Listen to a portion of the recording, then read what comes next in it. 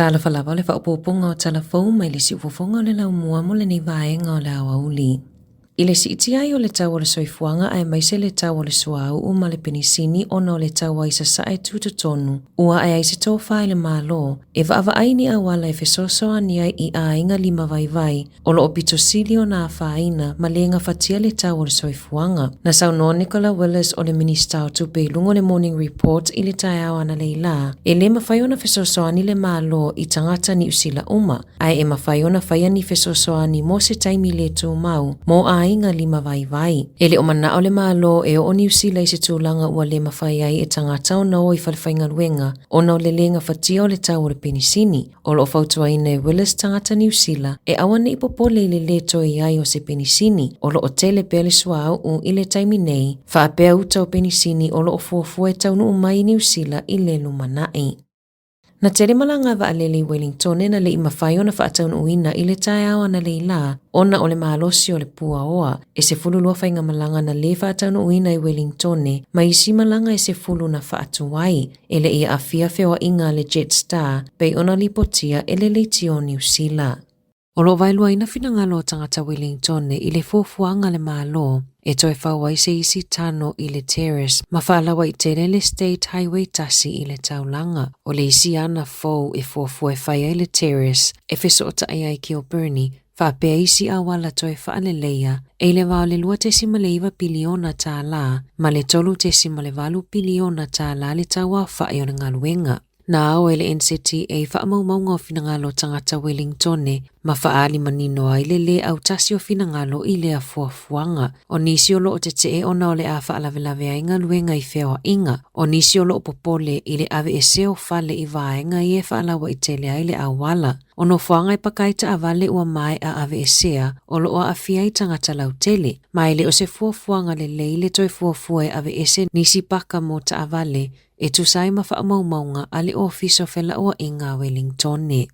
Ua taofi e se GP i Wellington lo na toi tu uina i lungo whaamaumaunga patino tanga sengase, i nunga le upenga ta whailangi ale mai indisi, ona ole puipuinga mai o sa whainga masini. E lua o sa whainga te tele i masini na o sa whai ai upenga ta whailangi e lua, e whaonga e le soifua malolo ina, le ana o sa whai ai ini nai masina ua tuanai, le Manage My Health, ma le Medimap. Ua tau fia le whale mai i Newlands le toitu uina i lunga o whaamaumaunga o tanga sengase. Na whaalia le kamupani a le Valentia Technologies i lunga le litio New Zealand, o le kamupani e nafa ma le whaangaluea ina o le mai indisi, e whaapea ele iai lawa se o sa whainga po o se tūlanga whaale tonu, i le whaonganga o lea upenga ta whailangi.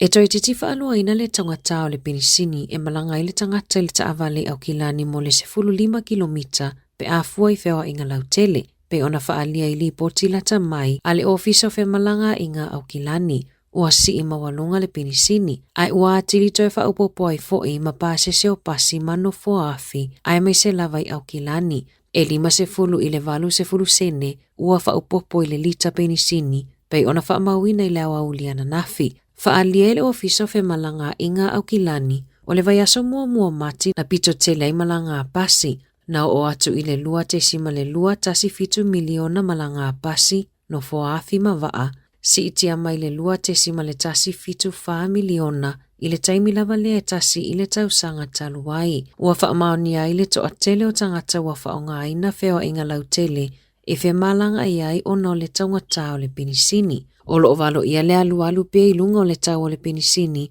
ona o le taua isa sae tūtutonu. Ai o lo o mata i tuina lava foi e le Commerce Commission, tau o le penisini i pamu penisini.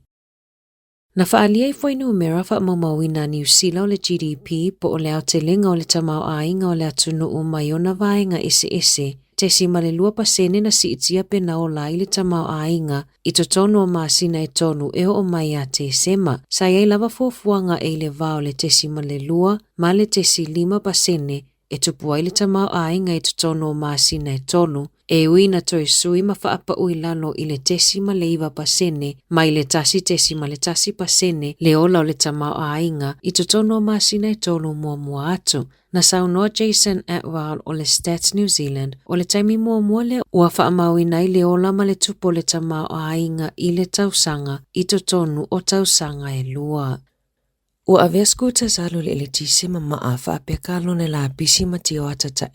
ma whawhitauli mo tangata ai mana o ngā tūmau, le e whaonga aina wheelchairs, whaapea mātua e toso ala to whanau i push chairs, o no le whaalawelawe awala savali, o ka lone la pisi e le whaatutuina i pito awala, ai mai se I scooters ta atitia solo, o loo whaawhaingata ai whewa I ngā tangata savavali, ai mai se tangata I le atoa le malosi, o nisi o loo tu ua ia pule ngā nu ono le tele o ala tō ngaluenga I le awala, e eli ai ala paipa, ai le ufufia, pe omi lawa se taimi o taatiti ai ni tio atata mai I ngaluenga, le aia afia I tamaiti, o amata whai ngaluenga whaaleleia, e whalawa I tele ai awala savali I nisi o pule ngā nuu, pe ona saunoa Ellis Copland, o le pulenga nu o Aukilani, na amata mai le luafe se fulutolu, o na whaalau tele atu I le afe valu se lau milimita le awala savali, e tu ua I le awa noa mo wheeler ma wheelchairs. I ka lone la pisi e tu sa malilua se lau limas fuluafe ka lone la pisi e la fua ai ele pulenga nu o Aukilani le aso, ma o se numera tele lea, ele o mautinoa ai le se lau pasene o le ngaluenga ale au whai ngaluenga.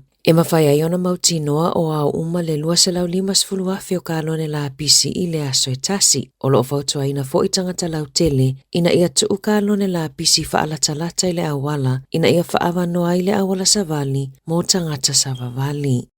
E leiti iti wha le se fululima a onga ua a fia lato whainga malanga, ua lewa ona fuafua e anga I atu I le atu Europa, o loo iai se popolinga o maatua I le te leo a lato tupe ngau, pe a whai ai le mawhai ona toi maua umamai tupe na whaalu, I le whaatupenga o ia malanga, e au fia ai mapasese. E tu sama le toa lima se fuluta mai tia o ngā mai le kolisi a pahat, na fuafua malanga I Europa I le vai aso fau, mo vai aso e tolu, na whaalu ai le tu sama le se fulu tolu afe tā la I le tamaitite to tasi. E le I ngofiena talia tamaitia o ngā le whai unga ale komiti whaafoe I le vai aso talu ai, ina ia tau fia le whainga malanga mo le saunga le mua tamaitia o ngā whaapea whai a onga, e le ima whaiona maua umatupea a inga I le taiminei, pei ona lipotia I le One News I le aso. Tala fō ia mai le si ufofonga o le lau mua mo le nei vaenga o le awa uli.